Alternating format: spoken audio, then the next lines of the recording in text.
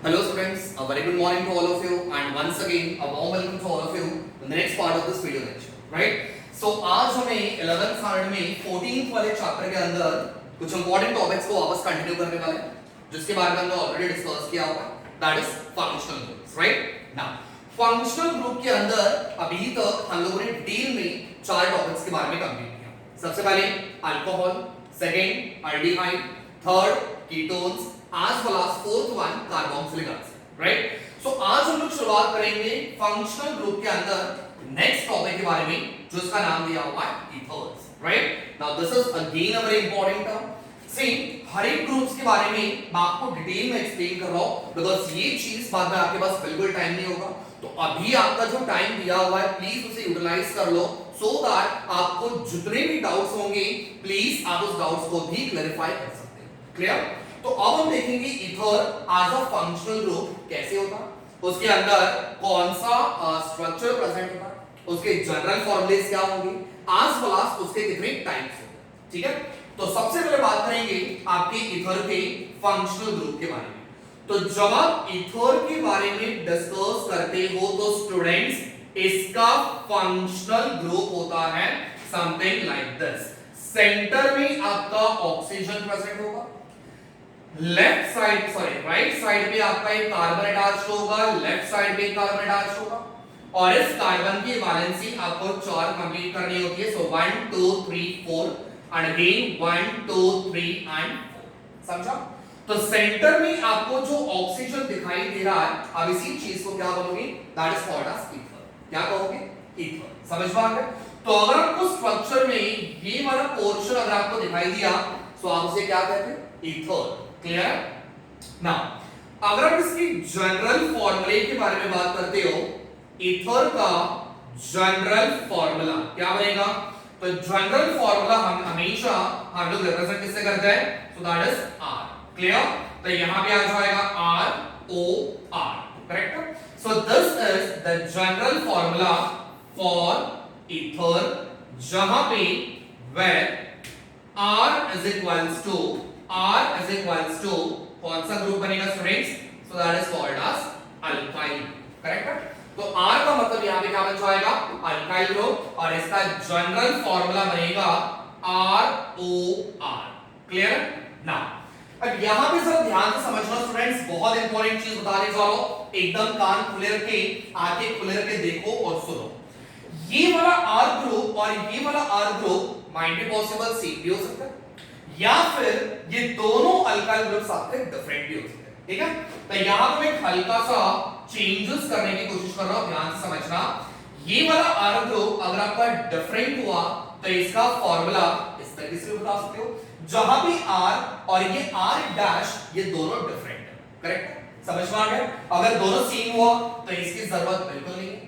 But जब आप यहां पे डैश देखते हो, जब आपके कोई भी फॉर्मूले में आप जब टेक्स्ट बुक ओपन करोगे तो आपको वहां पे कुछ इस तरीके से दिखाई देगा, तो R डैश रिप्रेजेंट्स दैट ये दोनों अल्काइल ग्रुप्स आपके डिफरेंट है। सो फार समझ में आ गया? नाउ ईथर्स को हमने दो चीजों में कैटेगराइज किया हुआ है। क्लियर? तो ether have been classified into two different types. The first one which is called as simple ether. सारे बच्चों का ध्यान यहाँ पे आज के आज ईथर वाले के कॉन्सेप्ट्स हम लोग क्लियर करवा लेंगे। ठीक है? So ethers have been classified into two types. The first one which is simple ether and second one which is called as mixed ether. Clear? So far समझ में आ गया? तो एक बनेगा simple ether और एक बनेगा mixed ether. Now what is exactly a simple? What is exactly a mixed? ठीक है? ऐसे रेमी के बारे में हम लोग बाद में जानेंगे, पहले समझ लो ईथर्स कितने टाइप में क्लासिफाई हुआ है। ठीक है? चलो, तो सिंपल ईथर का मतलब दोनों की दोनों alkyl group, both the alkyl groups. Clear? Alkyl group बोला मतलब R वाला। ठीक है? Both the alkyl groups must be similar. Clear? तो अगर आपके दोनों की दोनों R वाले ग्रुप अगर सेम होते हैं तो आप उसे क्या कहोगे? Simple ether. whereas in case अगर दोनों alkyl group, if both the alkyl groups are different. Clear? समझ में आ गया? अगर दोनों की दोनों अल्काइल ग्रुप्स डिफरेंट होते हैं तो आप उसे क्या कहोगे? मिक्स्ड। ठीक है, समझ में आ गया? तो अगर दोनों अल्काइल सिमिलर हुए तो आप उसे कहोगे सिंपल ईथर, वरस अगर दोनों डिफरेंट हुए तो आप उसे कहोगे मिक्स्ड। ठीक है, let us take an example, एक सिंपल सा एग्जांपल लेके चलते हैं। मान लो मैंने इस R की जगह पे लिया हुआ है CH3, R की जगह पे क्या लिया हुआ है स्टूडेंट्स? CH3, सेंटर में आ जाएगा O, एंड अगेन इस R की जगह पे मैंने लिया हुआ है CH3। ठीक है, तो ये वाला अल्काइल और ये वाला अल्काइल दोनों सेम है, तो आप उसे कौन से एग्जांपल में रखोगे? सिंपल ईथर वाले एग्जांपल में रखोगे। Clear? Again one more example, first वाले R के जगह पे मैंने लिया हुआ है C2H5, अगेन सेंटर में O, और दूसरे वाले R के जगह पे भी मैंने लिया हुआ है C2H5। फेयर इनफ, समझ में आ गया? तो ये दोनों आपके अल्काइल ग्रुप्स कैसे हैं स्टूडेंट्स? सिमिलर है, तो आप इसे क्या कहोगे? Simple ether. Whereas in case अगर मैं मिक्स्ड वाले ईथर का एग्जांपल दूं तो यहां फर्स्ट वाले R की जगह पे हमने एग्जांपल लेना है CH3, क्लियर? सेंटर में आ जाएगा O, एंड दूसरे R की जगह पे मैंने यहां पे एग्जांपल लिया हुआ है C2H5, क्लियर? देखो दोनों में डिफरेंस दिख रहा है, यहां पे आपके पास जो अल्काइल दिया हुआ है CH3, व्हेयरएज यहां पे आपके पास जो अल्काइल दिया हुआ है दैट इज C2H5, तो दोनों सेम है कि डिफरेंट है? दोनों डिफरेंट है, तो आप उसे क्या कहोगे? मिक्स्ड ईथर की एग्जांपल में रखोगे। Clear? Similar example one more, मैंने यहां पे दिया हुआ है CH3, सेंटर में आ गया O, यहां पे आ जाएगा CH2, यहां पे आ जाएगा CH2, एंड अगेन यहां CH3। ठीक है, तो यहां पे मेरे पास अल्काइल ग्रुप डिफरेंट है, सॉरी, और यहां पे मेरे पास एक अल्काइल ग्रुप डिफरेंट है, so again this comes under the category of mixed. So far सारे बच्चों को क्लियर हो गया? तो यहां पे मेरे साथ आपको सबको समझ में आना चाहिए कि ईथर्स को हमने दो चीजों में क्लासिफाई किया हुआ है, one is simple and one is mix. ठीक है, अब सिंपल वाले की मैंने कहानी पूरी आपको बता दी, मिक्स वाले के बारे में पूरी कहानी बता दी, तो मेरे हिसाब से यहां पे कोई भी डाउट नहीं होना चाहिए। Now every student should be able to recognise कि which one is mixed and which one is simple. Clear? समझ में आ गया? अब इसके मीनिंग के बारे में बात करेंगे। अगर इसका मीनिंग आपको देना है तो इसका मीनिंग कैसे आप लोग करोगे उसके बारे में डिस्कस कर रहे हैं। ठीक है, चलो आपको दोनों मीनिंग्स बताने वाला हूं, सॉरी कॉमन मीनिंग भी और आपका आईयूपीएस मीनिंग, दोनों मीनिंग्स में आपको बताने वाला हूं। ठीक है, now whenever you are giving an IUPAC meaning, ठीक है, कोई भी स्ट्रक्चर को जब आप आईयूपीएस मीनिंग देते हो तो हमेशा याद रखना, ध्यान से समझना, you have to use the word suffix के तौर पे, सफिक्स के तौर पे आपको क्या इस्तेमाल करना होता है? एक वर्ड इस्तेमाल करना होता है व्हिच इज ऑक्सी। कौन सा वर्ड इस्तेमाल करोगे? ऑक्सी, या फिर someone can call it as oxy, oxy बोलोगे तो भी चलेगा, या फिर ऑक्सी बोलोगे तो भी चलेगा, वन द सेम। ठीक है, तो एज आईयूपीएस नेमिंग जब आप इसका कोई भी स्ट्रक्चर का नेमिंग करते हो तो एज अ सफिक्स आप क्या इस्तेमाल करोगे? Oxy. Let me show you, एक एग्जांपल लेके हम लोग सॉल्व करते हैं। सबसे पहले first example CH3O C2H5, clear? Concepts अगर आपको क्लियर करना है प्लीज वीडियो को ध्यान से देखना, स्ट्रक्चर्स अच्छे से ध्यान से रिकॉग्नाइज करो तो ही समझ पाएगा। ठीक है, सबसे पहले स्टूडेंट्स मुझे बताना है, इसको रिकॉग्नाइज कर लो, ये वाला सिंपल इधर के मिक्स इधर है, एक साथ सारे बच्चों के पास आंसर ऑफ कोर्स, तो ये बनेगा हमारा मिक्स्ड ईथर। कैसे? यहां पे दिया हुआ है CH3, यहां पे दिया हुआ है C2H5, दोनों सेम ही डिफरेंट है, ऑफ कोर्स डिफरेंट है, तो ये बन जाएगा हमारा मिक्स्ड ईथर। अब इसका मीनिंग कैसे करेंगे? सबसे पहले मैं आपको इसका कॉमन मीनिंग बता रहा हूं, ठीक है, फिर उसके बाद हम लोग इसका आईयूपीएस में डिस्कस करेंगे। सबसे पहले कॉमन मीनिंग कैसे सॉल्व करेंगे? सेंटर में मुझे बताना है ये कौन सा फंक्शनल ग्रुप है स्टूडेंट्स? ईथर। तो लास्ट में लिख के रेडी हो जाओ, ईथर 50% हमारा यहां पे काम कंप्लीट। ठीक है, अब मुझे बताना राइट साइड में दिया हुआ है CH3, लेफ्ट साइड में दिया हुआ है C2H5। I repeat, left side में दिया हुआ है CH3, CH3 का मतलब हो जाएगा मिथाइल, whereas राइट साइड में दिया हुआ है C2H5, इसका नाम हो जाएगा इथाइल। सो फार किसी को डाउट है? अब दोनों में से पहले किसका नाम लिखोगे? मिथाइल लिखोगे, इथाइल लिखोगे, क्या लिखोगे? तो दोनों में से चेक करना अल्फाबेटिकली पहले कौन आता है? पहले आएगा E और उसके बाद आएगा N, तो पहले नाम लिखना है इथाइल, फिर उसके बाद नाम लिखना है मिथाइल। क्लियर? तो ये बन जाएगा इसका common naming, that is ethyl methyl ether. So far समझ में आ गया। चलो अब इसकी आईयूपीएसी रेमिंग के बारे में बात कर लेते हैं, ठीक है। चलो तो इसका आईयूपीएसी रेमिंग क्या बनेगा, ठीक है। अब भी मैं आपको बता दूं, जब आप इसका आईयूपीएसी रेमिंग सॉल्व करते हो तो हमेशा रखना आपको एक वर्ड इस्तेमाल करना होता है, ऑब्जो। क्या इस्तेमाल करना होता है, ऑब्जो। अभी कैसे सॉल्व करोगे, तो यहां पे मैं रफ करके मैं आपको बता देता हूं अच्छी तरीके से, नहीं तो फिर बाद में यहाँ पे पूरा जॉम्बलिंग वाला सिचुएशन हो जाएगा, फिर आपको समझ में नहीं आएगा, ठीक है। तो अब इसमें रेमिंग सॉल्व कैसे करना है। अच्छा मुझे बताना मेरे पास कितने साइड्स हैं, वी हैव टू साइड, ये वाला बनेगा लेफ्ट साइड और ये वाला बन जाएगा राइट साइड, ठीक है। ध्यान से समझना मैं क्या बता रहा हूं। जिस साइड पे सबसे ज्यादा number of carbon atoms present होते हैं, ठीक है, आई रिपीट, वापस ध्यान से सुनना, जिस साइड पे सबसे ज्यादा number of carbon atom present होता है उसका नेमिंग अल्कीन के फॉर्म में लिखोगे, मतलब पैरेंट चेन के फॉर्म में लिखोगे, ठीक है। अब यहां पे मेरे पास कितने कार्बन है, 2, और यहां पे कितने कार्बन है, 1। तो दोनों में से सबसे ज्यादा कार्बन कौन सा साइड पे, राइट साइड पे, कितने कार्बन, 2, समझा। तो इसका नेमिंग अब एज अ पैरेंट अल्कीन के फॉर्म में लिखोगे। तो मेरे पास 2 कार्बन है, 2 कार्बन को हमने क्या बोलना है, इथीन। तो यहां पे मैंने लिख दिया इथीन, ठीक, समझ में आ गया। हां, दूसरा जो बाकी बचेगा उसके आगे आपको सफिक्स लगाना होगा ऑक्सी। क्या लगाना होगा, ऑक्सी।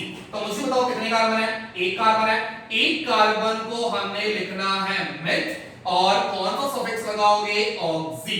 तो इसका नेमिंग बनेगा मेथॉक्सी इथेन। सो फार समझ में आ गया। स्टार्टिंग में थोड़ा सा डिफिकल्टीज होगा, बट मेक श्योर जब आप सारे रूल्स याद रखते हो ना तो आपको नेमिंग करने में कोई दिक्कत नहीं आएगी। क्लियर, समझ में आ गया। चलो let's have one more example, एक और एग्जांपल यहां सॉल्व कर लेते हैं, ठीक है। चलो सेकंड एग्जांपल यहां पे दिया हुआ है, वन मोर, इस बार सेम एग्जांपल CH3O CH3, ठीक है। चलो इसका मैं एग्जांपल लिया। अच्छा ये वाला एग्जांपल तो मिक्स वाला था, ये वाला एग्जांपल मैंने दिया हुआ सिंपल था, ठीक है। यहां पे भी CH3 है, यहां पे भी CH3 है, दोनों साइड में सेम है, तो ये बन जाएगा आपका मिक्स्ड, ठीक है, और सॉरी सिंपल, ठीक है। चलो अब इसका नेमिंग करते हैं। सबसे पहले कॉमन नेमिंग।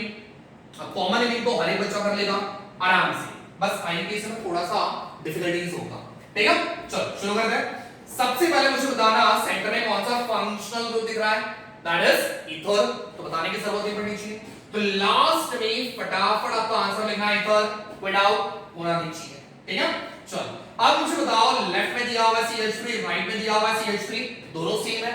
अब CH3 को हमने क्या बोलना है students, so everyone knows that CH3 is nothing but methyl. कितनी बार दिया हुआ है स्टूडेंट्स, 2 बार दिया हुआ है, तो हमें क्या इस्तेमाल करना पड़ेगा, डाई। तो इसका नेमिंग बन गया डाइमिथाइल, ठीक है। चलो अब इसका आईयूपीएसी रेमिंग सॉल्व करेंगे, बहुत सिंपल है, बस ध्यान से देखना आईयूपीएसी, ठीक है। चलो बोलो अब मुझे बताओ सबसे पहले मैंने क्या बताया, दोनों साइड में से जिस साइड पे सबसे ज्यादा कार्बन होंगे आपको उसका naming as a parent alkane के फॉर्म में आपको लिखना, करेक्ट है। और जिस साइड पे कम कार्बन होंगे आप उसको ऑक्सी ये वाला सफिक्स अटैच करना, ठीक है। बट मुझे बताओ यहां पे तो सेम नंबर ऑफ कार्बन है, यहां पे भी एक कार्बन है, यहां पे भी एक कार्बन है, तो इसका नेमिंग कैसे सॉल्व करोगे, बहुत सिंपल है, टेंशन बिल्कुल मत लो। दोनों में से किसी एक को पैरेंट अल्केन ले लो और दूसरे वाले को ऑक्सी लगा दो, ठीक है। चलो मेरे पास यहां पे कार्बन दिया हुआ है, यहां पे कार्बन दिया हुआ है, इस वाले कार्बन को मैं as a parent alkane consider करने वाला हूं। तो मुझे बताना है एक कार्बन को हम लोग क्या बोलते हैं, तो यहां पे आ जाएगा मीथेन, समझ में आ गया, ठीक है। अब दूसरे वाले को, अगर पहले वाले को मैंने पैरेंट अल्केन के फॉर्म में कंसीडर किया हुआ है, तो दूसरे वाले को क्या अटैच करना है, ऑक्सी। तो ये बन जाएगा मेथ, ये बन जाएगा मेथ, और मैंने कौन सा वर्ड इस्तेमाल किया हुआ है, कौन सा सफिक्स, दैट इज ऑक्सी। तो ये बन जाएगा मेथॉक्सी मीथेन। क्लियर, समझ में आ गया। तो ये कुछ एग्जांपल से आपके ईथर्स को नेमिंग करने, मैंने आपको दोनों एग्जांपल बता दिए, सिंपल वाला भी सॉरी मिक्स वाला भी बता दिया, सिंपल वाला एग्जांपल भी बता दिया, ठीक है। कुछ एग्जांपल्स आपको दे रहा हूं, ये आपने सॉल्व करना है। Try to solve this question, make sure आप सारे रूल्स फॉलो करके आप ये क्वेश्चंस आप लोग सॉल्व जरूर करोगे, ठीक है। तो आपको कुछ एग्जांपल, बस 2 एग्जांपल दे रहा हूं, ध्यान से इसका नेमिंग सॉल्व करके मुझे बताना है, ठीक है। सबसे पहला example, first one CH3O CH2 CH2 CH3, ठीक है। एंड सेकंड एग्जांपल मैंने आपको दिया हुआ है C2H5 single bond O C2H5। Clear? बहुत सिंपल एग्जांपल है, ध्यान से समझना। और तीसरा थोड़ा सा डिफिकल्ट जरूर है, बट अगर दिमाग से सवाल करोगे ऑफ कोर्स इसका आंसर मिलेगा CH3 CH ऊपर CH3 single bond O CH3। ठीक है, ये वाला एक बार सॉल्व करने का ट्राई जरूर करना, बिकॉज़ ये ब्रांच वाले पोजीशन में दिया हुआ है। ठीक है, तो ये स्ट्रेट में नहीं हो रहा है, ये ब्रांच वाले में हो रहा है, बट एक बार ट्राई करो आपका नेमिंग कैसे होगा। ठीक है, समझ में आ गया? तो ये था आपके फंक्शनल ग्रुप ईथर के बारे में। लास्ट हम लोग एक और कंप्लीट करेंगे, दैट इज अमाइन्स। ओके, तो अभी हम लोगों ने कंप्लीट कर लिया ईथर के बारे में। नेक्स्ट आपके फंक्शनल ग्रुप के बारे में डिस्कस करेंगे, व्हिच इज एग्जैक्टली अमाइन्स। ठीक है, अब विदाउट वेस्टिंग टाइम फटाफट बता देता हूं अमाइन्स एग्जैक्टली क्या होता है। जिस किसी भी स्ट्रक्चर में आपको NH2, कौन सा ग्रुप? NH2, अमाइन्स बोला मतलब NH2। जब आपके कोई भी स्ट्रक्चर में NH2 as a functional group अगर आपको दिखाई दिया, कौन सा?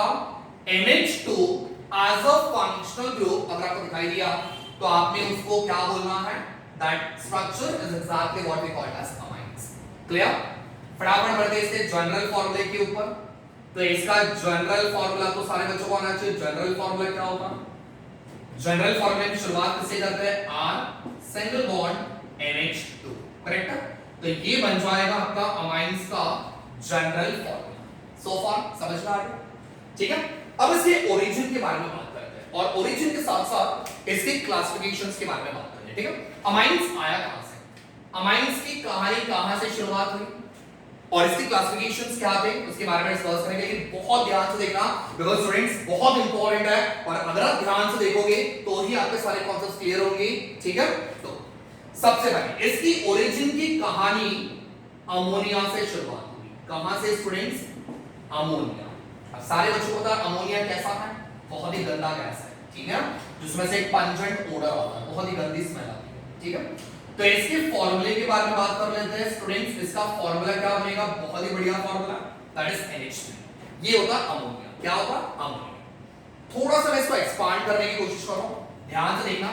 सेंटर में दिया हुआ है नाइट्रोजन, यहां पे आ जाएगा एक हाइड्रोजन, यहां पे एक हाइड्रोजन, यहां पे एक hydrogen. So we have 3 hydrogen. Still इस नाइट्रोजन के पास एक सिंगल लोन पेयर प्रेजेंट होता है। स्टूडेंट्स क्या कहोगे इसको? 11th स्टैंडर्ड के स्टूडेंट्स के लिए थोड़ा नया टर्म है, बट इसके बारे में बाद में डिटेल में डिस्कस करेंगे। लोन पेयर ऑफ इलेक्ट्रॉन मतलब इलेक्ट्रॉन्स की जोड़ी, समझा? Lone pair of electron, pair बोला मतलब जोड़ी। किसकी जोड़ी? इलेक्ट्रॉन्स की जोड़ी। तो यहां पे मेरे पास कितने इलेक्ट्रॉन्स है? 2 इलेक्ट्रॉन्स है। ये होता है एक इलेक्ट्रॉन, ये होता है दूसरा इलेक्ट्रॉन, समझा? तो जब आप इलेक्ट्रॉन्स को इस तरीके से रखते हो तो आप उसे क्या कहोगे? Pair of electron. अब इसे हमने लोन क्यों बोला हुआ है? बेटा वो अकेला है, ठीक है, उसको मैं लोन क्यों बोला हुआ है? बिकॉज़ ये कभी भी किसी के साथ शेयरिंग नहीं करते। लोन पेयर ऑफ इलेक्ट्रॉन बाजू में लिख के रखता हूं, यहां पे बहुत इंपॉर्टेंट पॉइंट है। लोन पेयर ऑफ इलेक्ट्रॉन्स जो होते हैं ये कभी भी शेयरिंग नहीं करते, ये शेयरिंग करने में बिलीव नहीं करते, समझा? तो लोन पेयर ऑफ इलेक्ट्रॉन्स कभी भी इलेक्ट्रॉन्स को कभी भी अपने इलेक्ट्रॉन शेयरिंग नहीं करते, इसी वजह से इसको कहते हो लोन पेयर ऑफ इलेक्ट्रॉन्स। ठीक है, अच्छा अब इस कहानी को थोड़ा सा आगे बढ़ाएंगे। मान के चलो, ध्यान से समझना, इस नाइट्रोजन के पास कितने हाइड्रोजन्स हैं? We have 3 hydrogen. मान के चलते हैं हमने यहां से एक हाइड्रोजन को रिप्लेस किया, कौन से ग्रुप के साथ? स्टूडेंट्स R वाले ग्रुप के साथ। मतलब एक मैंने हाइड्रोजन निकाला एंड एक अल्काइल ग्रुप के बारे में लगाया। तो यहां पे सबसे पहला पॉइंट, इफ वन हाइड्रोजन, ध्यान से देखना, साथ ही साथ आपको डेफिनेशन बता रहा हूं। If one hydrogen is replaced by, किससे रिप्लेस किया? One alkyl group. Clear? So one alkyl group. Alkyl का सिंबल क्या होता है? R. Clear? So if one hydrogen is replaced by one alkyl group, तब जाके आपका एक स्ट्रक्चर बनेगा। अब स्ट्रक्चर क्या बना मुझे बताओ। नाइट्रोजन के पास कितने हाइड्रोजन है? सो वी हैव 2 हाइड्रोजन्स, तो यहां पे आ जाएगा NH2 और H को निकाल के मैंने क्या लगा दिया? सो R लगा दिया, करेक्ट है? तो ये बन जाएगा मेरा formula and the structure is exactly what we called as primary amine. क्या कहोगे? Primary amine. सो प्राइमरी बोला मतलब 1 डिग्री, जहां पे आपको 1 डिग्री दिखाई दिया समझ जाना प्राइमरी होता है। समझ में आ गया? चलो अब हम लोग बात करेंगे दूसरा। अब मैंने यहां से एक हाइड्रोजन को निकाला, मान के चलते हैं मैंने एक और यहां से हाइड्रोजन निकाल दिया और उसकी जगह पे एक और अल्काइल मैंने लगा दिया। ठीक, मैंने यहां से एक और हाइड्रोजन निकाला और एक अल्काइल को मैंने वापस उसकी जगह पे अटैच किया, तो यहां पे बन जाएगा if two hydrogens are replaced by 2 alkyl group. कितने अल्काइल ग्रुप से?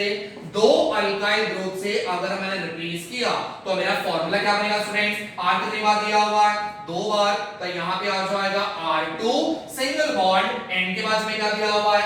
H, तो यहां पे आ जाएगा NH, करेक्ट है? समझ में आ गया? तो ये जो स्ट्रक्चर आपका बन रहा है ना, this is exactly what we called as secondary amine. क्या कहोगे? Secondary amine, that is 2 degree. ठीक है, तो प्राइमरी वाले को 1 डिग्री बोलना और सेकेंडरी वाले को 2 डिग्री बोलना। whereas in case अगर मैंने सारे के सारे हाइड्रोजन्स को निकाल दिए और उसकी जगह पे मैंने एक अल्काइल ग्रुप को अटैच कर दिया, तो यहां पे क्या आ जाएगा? if all the hydrogens, mark my words what I'm trying to say, if all the hydrogens are replaced by alkyl group, जितने आपने हाइड्रोजन निकाले उतने अल्काइल ग्रुप आपने लगा दिए, तो आपका फॉर्मूला क्या बनेगा? फटाफट से आंसर। R कितनी बार दिया हुआ है? R कितनी बार दिया हुआ है? 3 बार, तो यहां पे आ जाएगा R3 सिंगल बॉन्ड। H अभी बाकी बचा हुआ है क्या? नहीं, तो यहां पे आ जाएगा आपका nitrogen. So this structure is exactly what we called as tertiary amine. समझ में आ गया? तो अमाइंस को हमने फर्दर 3 चीजों में क्लासिफाई किया हुआ है, primary amine, secondary amine as well as tertiary amine. ठीक है, अच्छा नाइट्रोजन के पास एक लोन पेयर हर एक के पास है, यहां पे भी लोन पेयर होगा, यहां पे भी लोन पेयर होगा, वो कहीं पे जाने वाला है नहीं।